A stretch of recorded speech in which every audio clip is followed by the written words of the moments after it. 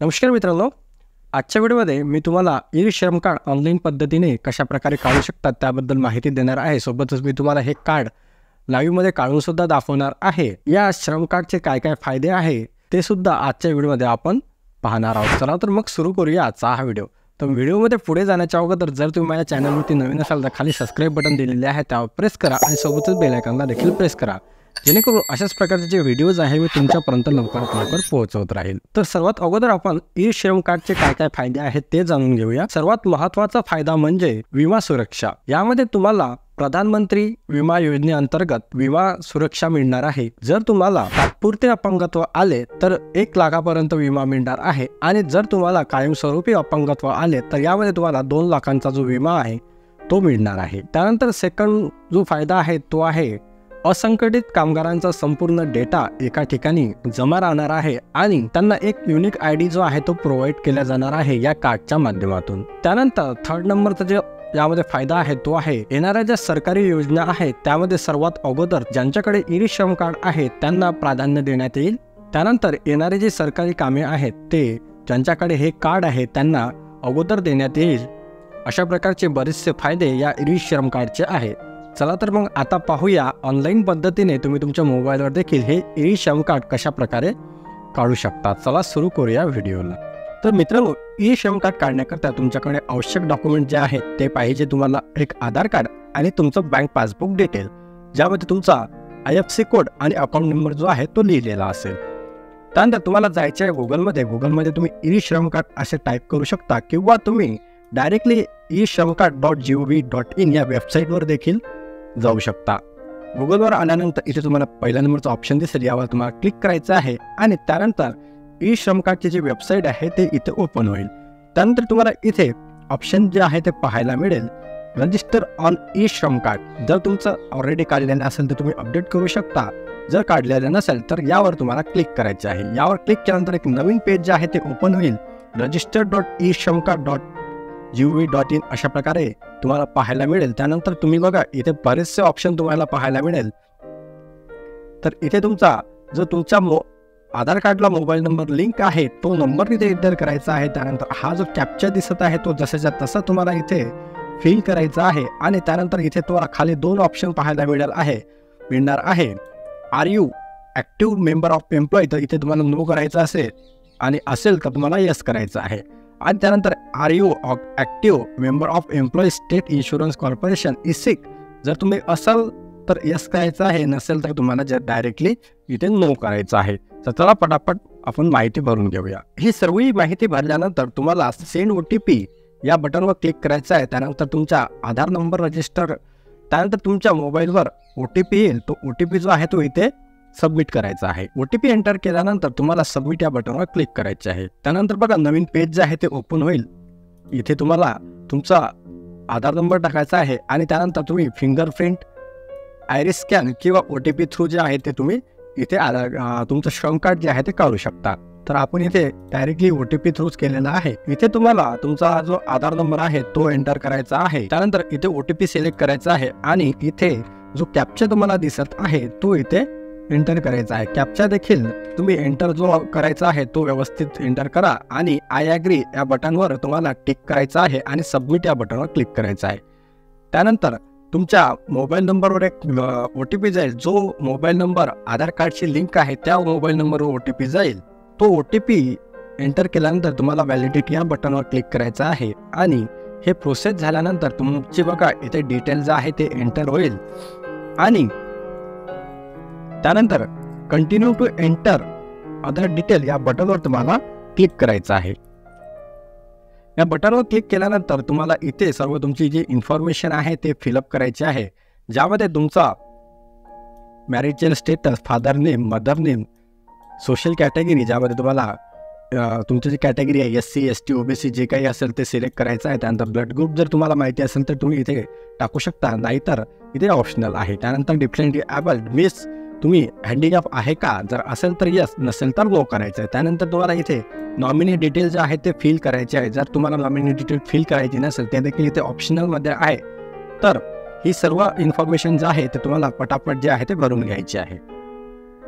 ही सर्व इन्फॉर्मेशन जी आहे ते व्यवस्थितपणे तुम्हाला भरायची आहे. इथे तुम्हाला सोशल कॅटेगरी सर्टिफिकेट मागणार आहे. जर तुमच्याकडे अवेलेबल असेल कार्ड काढताना तर तुम्ही इथे अपलोड करू शकता. नाही केले तर त्याला ऑप्शनल आहे. त्यानंतर तुम्हाला इन्फॉर्मेशन फिल झाल्यानंतर सेव्ह अँड कंटिन्यू या बटनवर तुम्हाला क्लिक करायचं आहे. त्यानंतर रेसिडेन्शियल डिटेलमध्ये तुमचा जो संपूर्ण ॲड्रेस आहे तो इथे फटाफट फिल करून घ्यायचा आहे. त्यानंतर तुमचं जे करंट लोकेशन जे आहे ते इथे किती वर्षांपासून तुम्ही राहता ते इथे टाकायचं आहे. जसं जर तुम्ही 4 ते 5 वर्षापासून राहत असेल तर 4 ते 5, नंतर 20 वर्षाच्या जास्त असेल तर ते तुमच्यानुसार ते इथे सिलेक्ट करायचं आहे. इथे तुमचं महाराष्ट्र स्टेट जे आहे ते सिलेक्ट करायचं आहे. तुमचं स्टेट जे आहे ते सिलेक्ट करायचं आहे. त्यानंतर तुमचं जे डिस्ट्रिक्ट आहे ते सिलेक्ट करायचं आहे आणि त्यानंतर तुमचा जो ॲड्रेस आहे तो सिलेक्ट करायचा आहे. जर तुम्ही अर्बनमध्ये शहरी भागात राहत असाल तर अर्बन आणि ग्रामीण भागात राहत असाल तर रूरल सिलेक्ट करायचा आहे आणि त्यानंतर तुमचा जो संपूर्ण ॲड्रेस आहे तो सिलेक्ट करायचा. संपूर्ण माहिती भरल्यानंतर तुम्हाला बघा व्यवस्थित माहिती भरायची आहे आणि त्यानंतर सेव्ह अँड कंटिन्यू या बटनवर क्लिक करायचं आहे. त्यानंतर तुमच्याकडे एज्युकेशन क्वालिफिकेशन अशा प्रकारचं पेज जे आहे ते ओपन होईल आणि इथे तुमचं जे एज्युकेशन क्वालिफिकेशन आहे ते फक्त तुम्हाला सिलेक्ट करायचं आहे. जर तुम्ही ग्रॅज्युएट असाल तर ग्रॅज्युएट, पोस्ट ग्रॅज्युएशन असाल तर पोस्ट ग्रॅज्युएट आणि जर तुम्ही 10वी वगैरे केलेलं असेल तर सेकंडरी, हायर सेकंडरी अशा प्रकारचं ऑप्शन जे आहे ते पाहायला मिळेल. त्यापेक्षा देखील तुमचं लो असेल तर तुम्ही प्रायमरी, बिलो प्रायमरी अशा प्रकारचं ऑप्शन सिलेक्ट करू शकता. इथे मी ग्रॅज्युएट सिलेक्ट केलेलं आहे. तुमच्याकडे सर्टिफिकेट असेल तर सर्टिफिकेट अपलोड करायचं आहे, नसेल तर ते ऑप्शनल आहे. त्यानंतर मंथली स्लॅब जे आहे, मंथली इन्कम काय आहे ते तुम्हाला इथे सिलेक्ट करायचं आहे. तर इथे तुमचं जे काही इन्कम असेल 10,000च्या जास्त मंथली जर असेल तर ते, किंवा त्यापेक्षा जर कमी असेल तर तुम्ही हे सिलेक्ट करू शकता, किंवा यामध्ये जे काही तुमचं असेल ते तुम्ही इथे सिलेक्ट करू शकता. तर इथे मी 10 ते 15,000 केलेलं आहे. त्यानंतर इन्कम सर्टिफिकेटमध्ये जर असेल तर तुम्ही अपलोड करू शकता, नसेल तर सेव्ह अँड कंटिन्यू या बटनवर तुम्हाला क्लिक करायचं आहे. त्यानंतर इथे तुम्हाला तुमचं जे वर्क आहे त्याबद्दल इन्फॉर्मेशन फिल करायची आहे. बघा इथे ऑक्युपेशन स्किल अशा प्रकारचं ऑप्शन पाहायला मिळेल. जर तुम्ही पहिल्या नंबरचा बघा इथे जर तुम्ही उबर, ओला, झोमॅटो अशासारख्या सर्व्हिसमध्ये जर काम करत असाल तर तुम्हाला इथे येस करायचं आहे आणि नसाल तर तुम्हाला इथे नो करायचं आहे. त्यानंतर प्रायमरी ऑक्युपेशन जे आहे ते तुम्ही इथे काढायचं आहे. जर तुम्हाला माहिती नसेल तर इथे बघा एक ऑप्शन पाहायला मिळेल. तर यावर क्लिक करून एक पेज जे आहे ते PDF ओपन होईल. यामध्ये बघा ॲग्रिकल्चर रिलेटेड जर तुम्ही वर्क करत असाल तर ते इथे कोड बघा इथे पाहायला मिळणार आहे, किंवा सर्व लिस्ट जे आहे 15 पेजेसची जे PDF आहे ते पाहायला मिळणार आहे. जर कन्स्ट्रक्शनमध्ये वर्क करत असाल तर कुठल्या प्रकारचं वर्क तुम्ही तिथे करत आहात, बरेचसे ऑप्शन जे आहे ते इथे पाहायला मिळणार आहे. तुम्ही यामधून सिलेक्ट करू शकता. तसेच यामध्ये जर तुम्हाला तुमचं वर्क सापडत नसेल तर तुम्ही इथे बघा डायरेक्टली सर्च देखील करू शकता. जर फार्मर असेल तर फार्मर रिलेटेड तुम्हाला इथे ऑप्शन पाहायला मिळणार आहे. जर तुम्ही हेल्पर वगैरे असाल तर तुम्हाला टाईप करायचं आहे तिथे हेल्पर, तर बरेचसे option driving helper, welding helper अशा प्रकारचे प्रत्येक प्रकारचे हेल्पर जे आहे ते इथे सिलेक्ट करू शकता.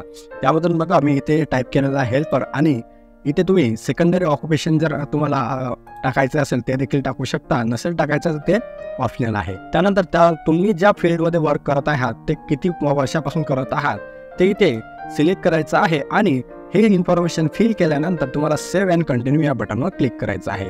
त्यानंतर बँक अकाउंट तुम्हाला इथे इन्फॉर्मेशन विचारेल, तर इथे बँक अकाउंट जे आहे ते इन्फॉर्मेशन फिल करायची आहे. बँक इन्फॉर्मेशन फिल केल्यानंतर तुम्हाला इथे तुमचा जो IFSC कोड आहे तो व्यवस्थित एंटर करायचा आहे आणि इथे सर्च केल्यानंतर ऑटोमॅटिकली बँक नेम आणि ब्रांच नेम येऊन जाईल. हे आल्यानंतर तुम्हाला सेव्ह अँड कंटिन्यू या बटनवर क्लिक करायचं आहे. सेव्ह अँड कंटिन्यू या बटनवर क्लिक केल्यानंतर तुमच्यासमोर तुम्ही जो माहिती भरलेली आहे ते संपूर्ण फॉर्म इथे तुम्हाला पाहायला मिळणार आहे. संपूर्ण डिटेल इथे तुम्ही काय काय माहिती भरलेली आहे ते इथे तुम्हाला पाहायला मिळणार आहे. ते तुम्हाला चेक करायचं आहे. त्यानंतर इथे तुम्हाला आय अंडरटेक अशा प्रकारचं ऑप्शन दिसेल, तर यावर तुम्हाला टिक करायचं आहे आणि सबमिट या बटनवर क्लिक करायचं आहे. जर तुम्हाला जॉब रिलेटेड इन्फॉर्मेशन पाहिजे असेल तर तुम्ही येस करा, नो, किंवा तुम्हाला नसेल पाहिजे तर तुम्ही इथे नो करू शकता. संपूर्ण फॉर्म जर तुमचा करेक्ट असेल तर इथे तुम्हाला सबमिट नावाचे बटन दिसेल, तर त्यावर तुम्हाला क्लिक करायचं आहे. सबमिट केल्यानंतर तुमचं जे ई श्रम कार्ड आहे ते डायरेक्टली तुमच्या समोर दिसेल आणि त्यानंतर अशा प्रकारे ई श्रम कार्ड जे आहे ते तुम्हाला इथे पाहायला मिळेल. त्यामध्ये तुम्हाला बघा एक UAN नंबर जो आहे तो पाहायला मिळणार आहे. हा तुमचा UAN नंबर आहे, हा युनिव्हर्सल अकाउंट नंबर आहे, जे की श्रम एवं रोजगार मंत्रालयाद्वारे प्रत्येक ई श्रम कार्ड धारकांना प्रोव्हाइड केला जातो. त्यानंतर इथे तुम्हाला डाउनलोड नावाचं बटन दिसत आहे, तर यावर क्लिक केल्यानंतर तुम्ही हे श्रम कार्ड जे आहे ते डाउनलोड करू शकता. बघा आपले जे ई श्रम कार्ड आहे ते डाउनलोड झालेले आहे आणि अशा प्रकारे तुम्ही तुमचं जे ई श्रम कार्ड आहे किंवा इतर तुमच्या घरातील व्यक्तींचे जे ई श्रम कार्ड आहे ते अशा प्रकारे काही मिनिटांमध्ये तुमच्या मोबाईलच्या साहाय्याने डाउनलोड करू शकता। तर मित्रांनो, अशा प्रकारे तुम्ही घरबसल्या तुमचं ई श्रम कार्ड जे आहे ते काढू शकता किंवा इतरांचे देखील तुमच्या मोबाईलच्या साहाय्याने ई श्रम कार्ड जे आहे ते काढून देऊ शकता। तर मित्रांनो, अशाच प्रकारचे नवनवीन व्हिडिओज आणि टेक्निकल माहिती मिळवण्याकरता जर तुम्ही अजून देखील माझ्या चॅनलला सबस्क्राईब केलेलं नसेल तर खाली सबस्क्राईब बटन दिलेले आहे, त्यावर प्रेस करा आणि सोबतच बेल आयकॉनला देखील प्रेस करा, जेणेकरून अशाच प्रकारचे नवनवीन अपडेट्स मी तुमच्यापर्यंत लवकरात लवकर पोहोचवू शकेल। चला तर भेटूया एका नवीन व्हिडिओमध्ये।